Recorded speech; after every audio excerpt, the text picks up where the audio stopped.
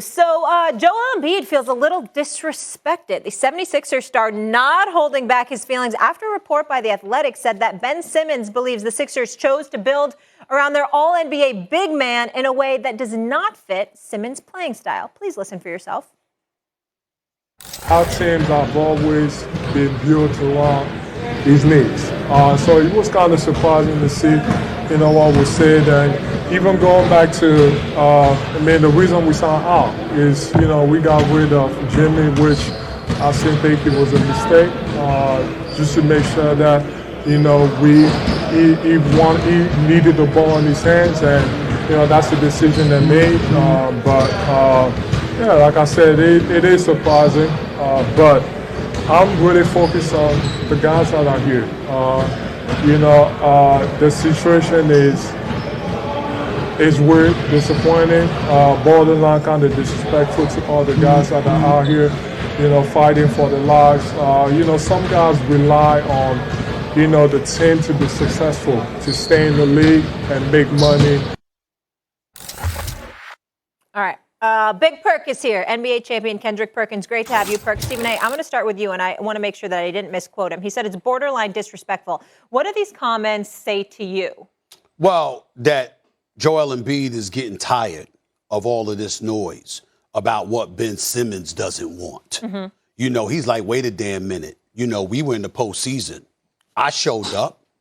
You didn't show up. And, the thing that everybody has to understand that players are feeling about Ben Simmons right now. And I'm not saying they're casting any aspersions on him outside of Joel Embiid or whatever, because they want him back. But the flip side to it is that there are people that are sitting back and going like this, the nerve of you. You don't show up. You don't work on your jump shot. You don't work on your free throws, and you the victim. That's not how sports works. You're a victim when you do the job and you're not appreciated for the job that you do. Not when you're greatly appreciated and people give you a pass on a lot of things, but somehow, some way you don't produce and it's other people's fault. Mm-hmm. That's what no one's hearing from Ben Simmons. You shot 34% from the free throw line.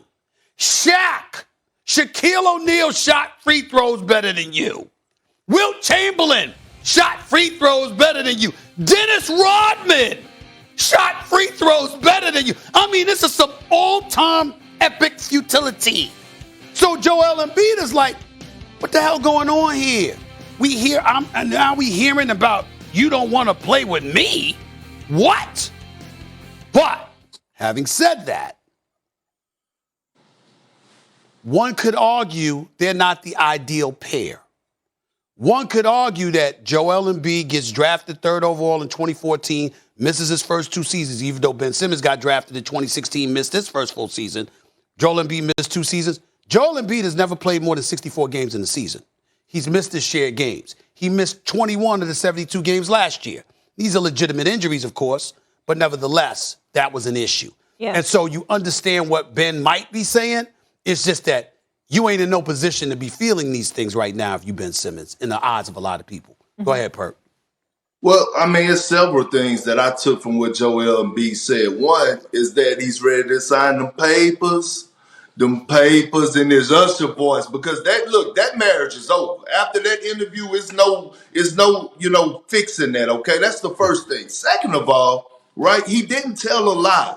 He didn't tell one lie. And when you look at what he said, when you talk about them losing Jimmy Butler to keep Ben Simmons, he didn't lie about that. Everything that the Philadelphia 76ers did, the moves that they did, getting Seth Curry, getting Danny Green, more shooting, more spacing, it wasn't because of Joel Embiid. It was to accommodate Ben Simmons. Joel Embiid could play with anybody. Ben Simmons can't. Okay, third of all, this is what we're not realizing in that message. I'm appreciating Joel Embiid for his leadership, because the season is about 2.5 to 3 weeks away. Now he's knowing that Ben Simmons is not coming, but he knows that, hey, I got to worry about the guys in this locker room.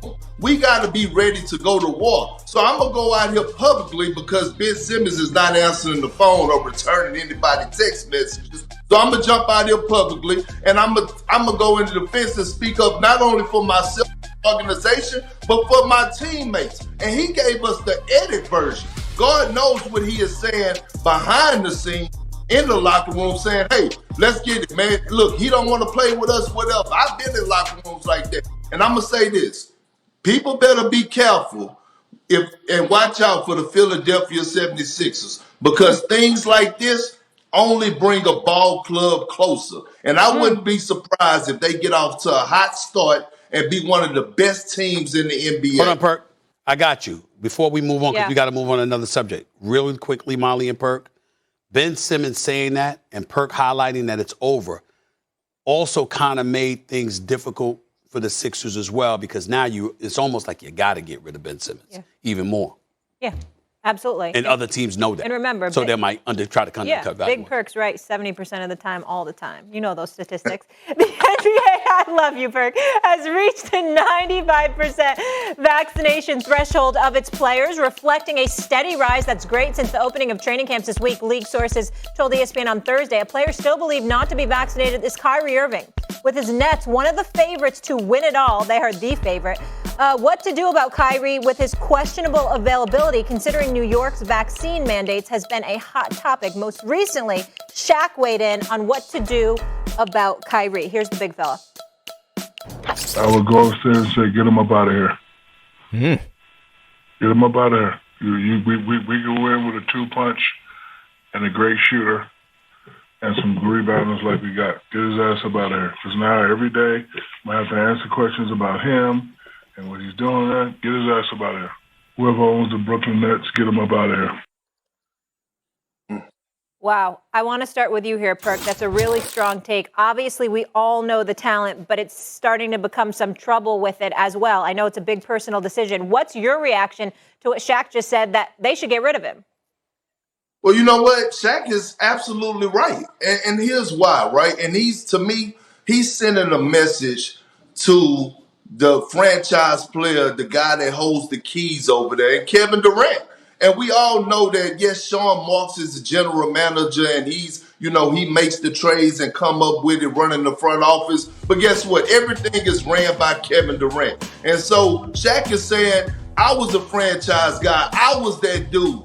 And look, if you're trying to win a championship, you need everybody to be 100% in. Now, I know it's a touchy subject when it comes down to being vaccinated and things to that nature. I'm not here to dive into that. But he's telling Kevin Durant, hey, man, listen, you have a chance to do something. You have James Harden.